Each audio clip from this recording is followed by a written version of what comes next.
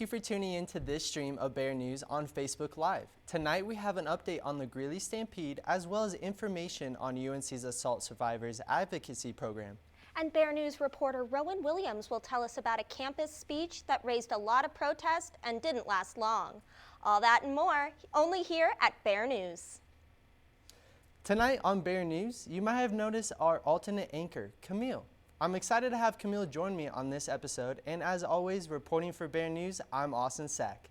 Thanks, Austin. I'm Camille Kleiman, and I will be filling in for Catherine as she's getting her second dose of the COVID-19 vaccine. Now let's jump right into this week's episode of Bear News.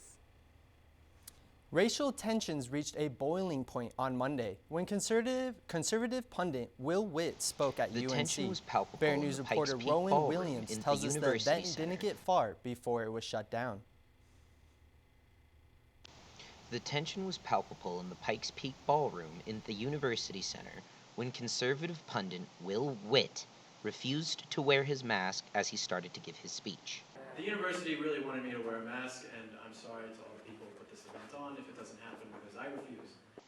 Up until this point, the protesters of the event had remained peaceful, while TPUSA leadership acknowledged everyone's right to express their opinions. It is truly amazing that so many people showed up to support and to peacefully be here to fight against what we believe. But when Witt refused to put his mask back on, something the speaker had agreed to do before attending the event, the university canceled his speech, cutting the microphone. But Witt wasn't content with giving up the platform, instead choosing to yell over the protesters until the university kicked everyone out. Yes. No, not sure.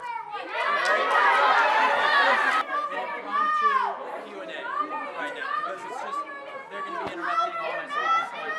So I'd love to take some of you guys' questions. As people left, however, Witt ended up giving some talking points and a Q&A outside the UC. Because they are being pushed into it by society. It's being programmed. There have been people who have been, homosexual for forever and ever, right? No one's denying it. But to say that the numbers in the last few years have just skyrocketed just because that's how it is now in America is ludicrous. It's being pushed on young kids in America, and it truly is the most disgusting perverted thing we'll ever do, what they're doing to children. Very few people were wearing masks as he gave his speech outside. From Greeley, Colorado, I'm Rowan Williams, Bear News. The event raised a lot of issues and will generate more conversations on campus. Bear News will follow these conversations in future shows. As a follow-up to Rowan's story, the University of Northern Colorado issued a prepared statement that said, in part, that the university is an ardent supporter of the free speech rights granted by the First Amendment. The statement said freedom of speech and thought allows students to learn from a variety of points of view. The university statement said that Turning Point USA event was canceled not because of the speaker's views or because of the interference by students demonstrating, but was canceled because the speaker and others in attendance violated the university's mask policy. The statement said that the university shared the mask policy with Turning Point USA through emails, phone conversations, and face-to-face conversations on the day of the event. It also said that failure to follow policy would result in the event being suspended, canceled, or otherwise terminated. Well, if you were excited to hear about Red Rocks hosting live music, then you'll be just as excited to know that the annual 99th Greeley Stampede is on. After being canceled last year, this year's Stampede is scheduled for June 24th through July 4th. The Stampede Committee is working hard to ensure the public will stay safe and healthy during the event, and it is following the Center of Disease and Control and Prevention guidelines. So, how exactly will they pull it off? Well, Bear News reporter Caitlin Stoddard has the latest information. Hello, fellow Bears. In 2 months, the Greeley Stampede will be happening at Island Grove, and the committee is staying busy to ensure that the public will remain safe and healthy. With the pandemic lingering around our community, how exactly will the committee successfully pull off the event? I had the opportunity to sit down with the general manager of the Greeley Stampede, Justin Watada, to discuss the preparation. Overall, in the entire park, our current scenario is that we're going to just spread attractions around the entire park. It's a large, Island Grove Park is very large.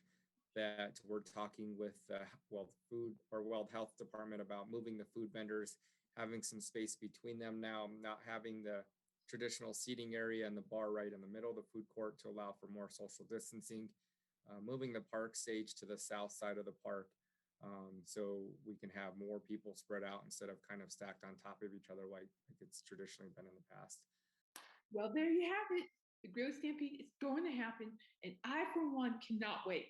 When the announcement of the artists who will be performing at the Stampede have been released, I will let you know who they are. Reporting for Bear News, I am Caitlin Stoddard. As long as Weld County's COVID-19 cases remain low, the community will get to experience all that the Greeley Stampede has to offer. UNC has long offered tours to prospective students. These tours are designed to educate and excite students about the university. But COVID brought some changes to how UNC conducts these tours. This week, Bear News reporter Nick Trask learned about the process and even got to take his own tour of campus. I'm here at the Campus Commons, home of the student ambassadors. If you go on a tour at UNC, this is likely where you'll start. While I was here, I got to meet up with student ambassador Jamal Blassingale, and he even got to take me on my own private tour. During COVID right now, we're not doing group tours, so we really just have one family per session, which has been really nice. Kind of makes the tours a little bit more personalized, a little bit more individual, so that's been a lot of fun. First, Jamal took me across the street and told me about the first building, Ross Hall.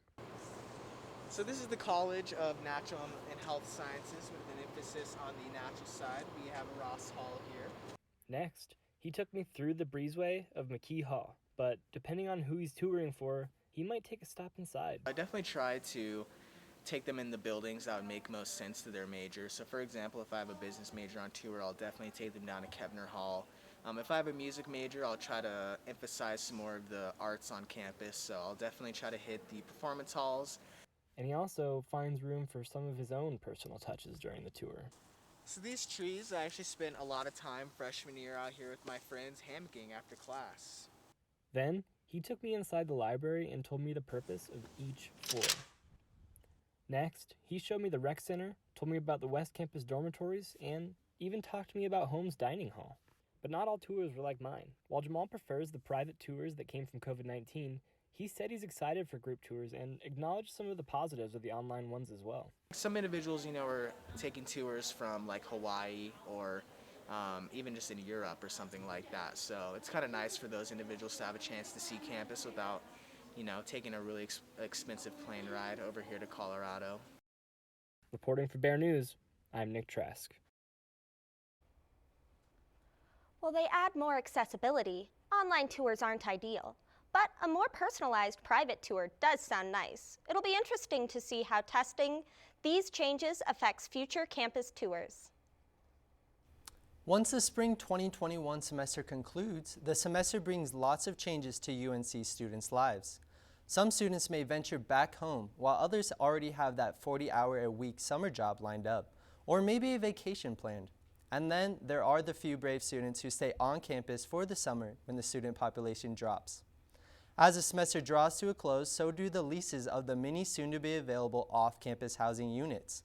Finding housing can be stressful, so do a little research into how to make it a bit easier, as well as some insights about how the many housing companies here in Greeley operate. By searching Student Housing Greeley, you might find yourself overwhelmed by the many websites, but if you head to unco.edu/off-campus housing, you'll find a more suitable search site for rental listings as well as renting tips. Once on the off-campus housing marketplace, courtesy of UNC, you can find a more tailored list of affordable housing options at a range of places all over Greeley. Now let's get to some first renter tips, including where you might want to avoid. Many off-campus housing companies have centered their businesses to fit the needs of UNC students, but after reading some of the reviews, they may not have students' best interests in mind. Companies like Big Bear Properties and Rent UNC have even gone as far to name their businesses similar to the university, even though they know they're not affiliated with one another.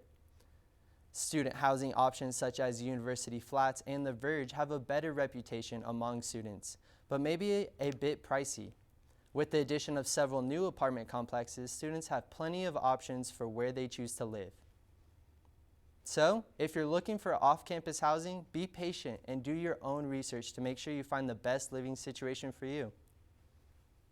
April is Sexual Assault Awareness Month, and UNC's Assault Survivors Advocacy Program, or ASAP, is spreading awareness for survivors of assault through their annual clothesline program, With a Twist.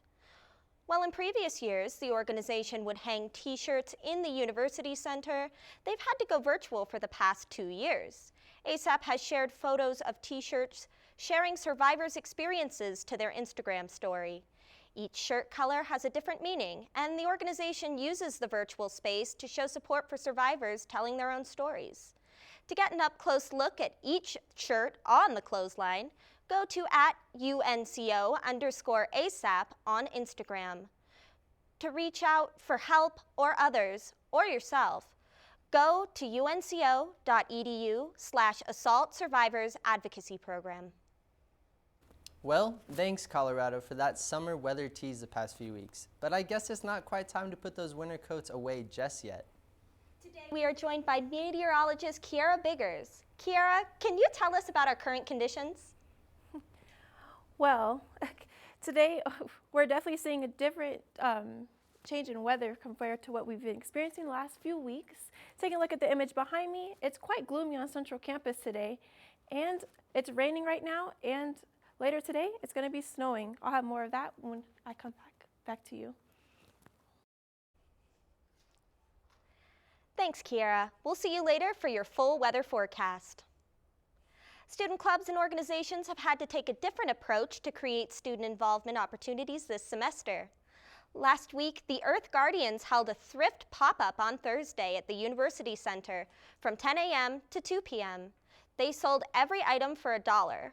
Following COVID safety restrictions, all clothes were sanitized before being donated. Although they held the event outside, visitors still had to wear their masks when participating at the event. But even selling everything for $1 apiece, the Earth Guardians still raised $262. They gave all donations to United Way of Weld County. If you missed this event and want to participate in the future Earth Guardians events, you can check out their Instagram page. You can follow the Earth Guardians Instagram account at Earth_UNCO for more information about the upcoming events. When Bear News returns, we'll take a look at events UNC will be hosting between now and the end of the semester. There's something for everyone. We also have another Bear News feature on one of our very own staff members. Don't go anywhere.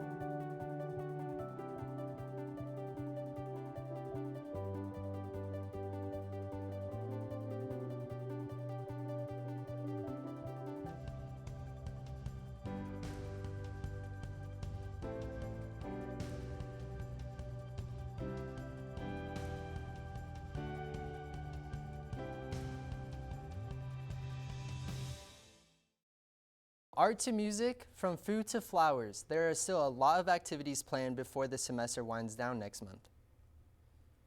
Among the events going on in the upcoming weeks are the annual student exhibitions in the Campus Commons. Throughout April, the Campus Commons Gallery is well known for their varied art exhibitions. Are flowers more to your taste? You might want to visit the Spring Showers Bring Mayflowers event, where you choose a plant out of an array of choices to take home. That takes place on April 27th. And let's not forget about the annual student music recitals throughout April and early May. Official student election results will be announced tomorrow, April 16th at 5 p.m. And on April 20th, a mobile food pantry is coming to Nottingham Field from 2 to 3:30 p.m. for any student, staff, or community member in need.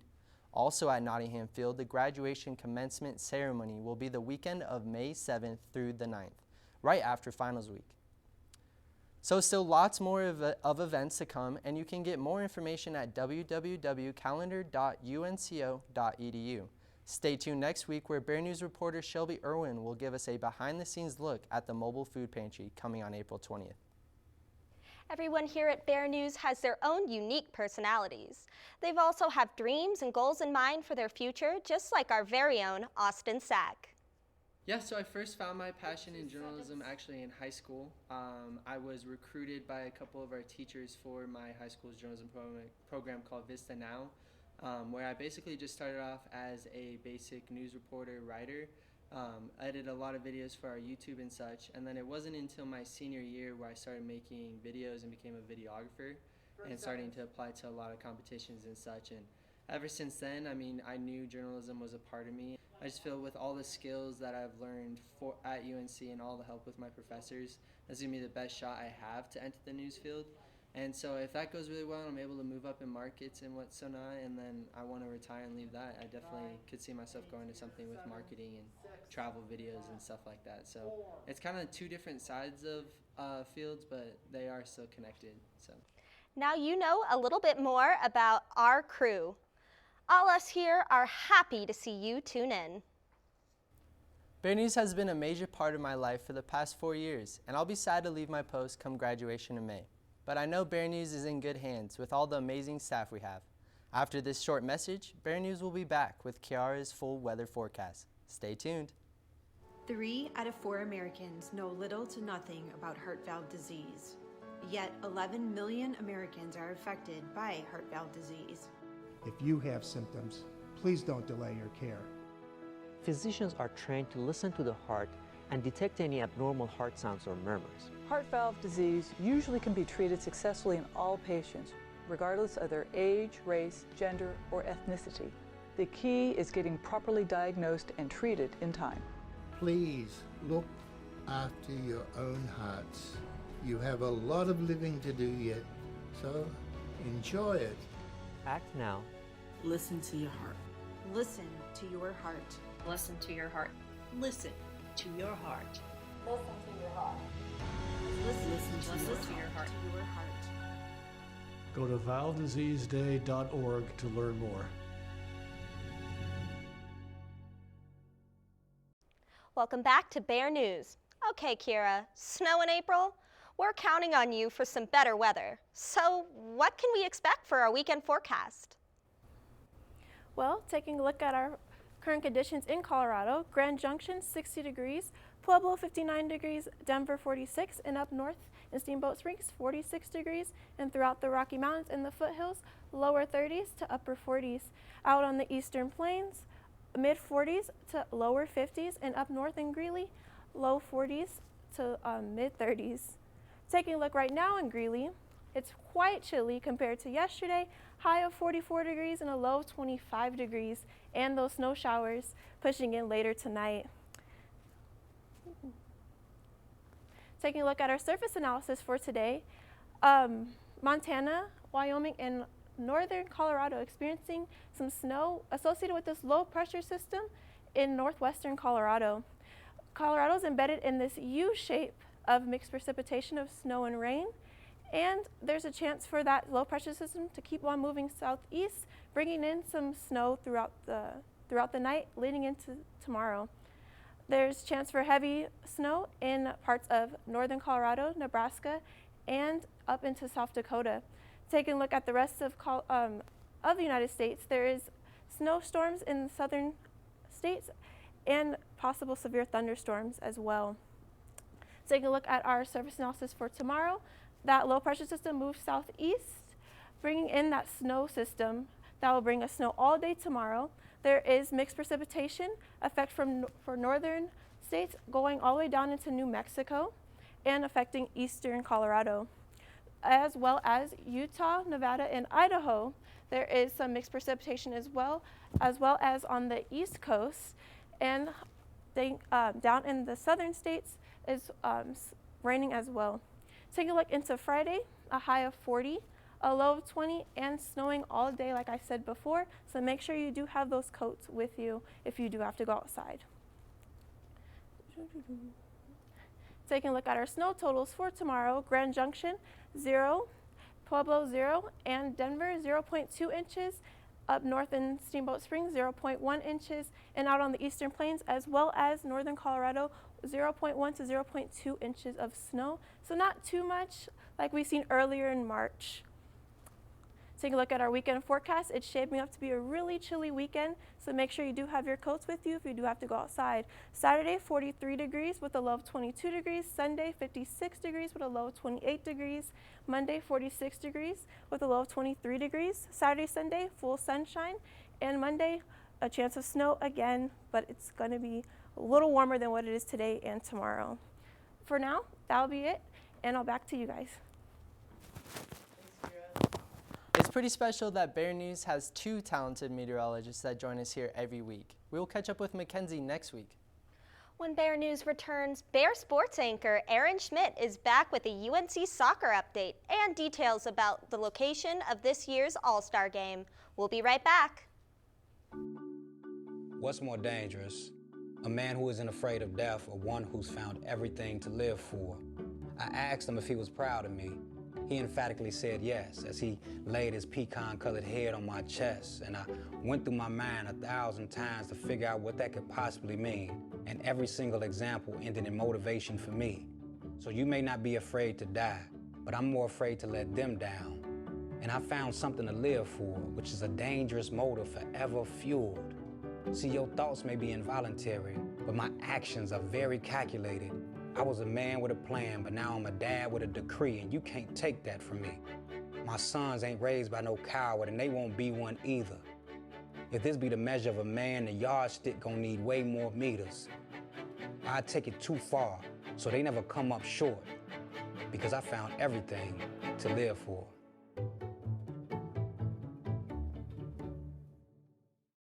Thanks for joining us this week, Aaron. After the women's soccer update last week, what can you tell us about their performance this past weekend? Well, yes, Austin. If you remember from last week's show, I told Bears Nation how the women's soccer team had a stellar performance against Northern Arizona. Well, this past weekend it was a little bit different. The Bears traveled to Ogden, Utah to take on Weber State. In the first game, the Bears tied the Wildcats at 0. UNC finished the game with 6 shots, but only 1 was on goal.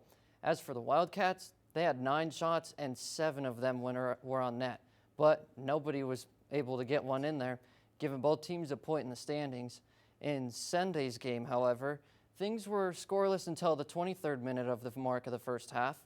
That's when UNC's Taylor Bray hit the back of the net, putting the Bears up 1-0. But with only 4 minutes to play in the first half, Weber State's Harley Turnbow tied the game at 1 apiece. After halftime, both teams came out with the same mindset: shoot the ball and play defense. Lexi Pewley for the Bears got a yellow card in the 65th minute of the game, giving the Wildcats an opportunity to score, and Weber capitalized on that mistake as the Wildcats' Endlin Baldwin scored to give them the 2-1 edge. As time ticked down, the Bears were all offense, getting 4 shots on goal in the last few minutes, but none of them touched twine before the final whistle blew. So the Wildcats beat the Bears by that 2-1 score. Next up, the Bears take the field against the University of Montana Grizzlies in the first game of the Big Sky tournament. And I don't know about you, but I've been watching a lot of Avalanche hockey, and right now they're first in the league. Yeah, I said first, and I just got the chills. In their last 10 games played, the Avs are 8-1-1. Since March 1st, Nathan MacKinnon, Gabriel Landeskog, and Mikko Rantanen lead the league in points. Rantanen with 31 points, MacKinnon with 31 points as well, and Landeskog with 32 points. With only 13 games left in the regular season, be sure to watch the Avs take the ice, as we all hope they'll come home with the Stanley Cup. Okay, the Rockies have an ugly record, but have you seen the team's new third baseman? Josh Fuentes took Northern Arenado's role, and here's some facts about the new third baseman. In 2014, Fuentes was an undrafted free agent from Missouri Baptist University and signed with the Rockies organization. Yeah, that same year, he played with the Tri-City Dust Devils, where he made his professional debut. After stops in Nashville, Modesto, Hartford, and Albuquerque, the Rockies added him to their 2019 roster. Fuentes made his Rocky debut earlier this month, and his skills as a third baseman are impressive, despite his .206 batting average. Although Fuentes plays on a struggling baseball team, he looks to have the skills to fulfill the shoes Arenado left behind this year. It's been 23 long years, but Major League Baseball's All-Star Game is visiting Coors Field in this coming July. MLB pulled the All-Star Game from Georgia, citing restrictive changes to the state's election process this last month. Commissioner Robert D. Manfred Jr. mentioned last week how the All-Star Game needed to be taken out of Georgia to show their values in baseball. Although the decision to move the All-Star Game to Denver caused some people to get angry, UNC graduate student Tammy Emmerich Ortiz sees a positive side on the issue. She said, "I think the powerful figures like the Baseball League need to be more involved in laws and policies affecting their states. I totally agree with sports figures using their voice to benefit people."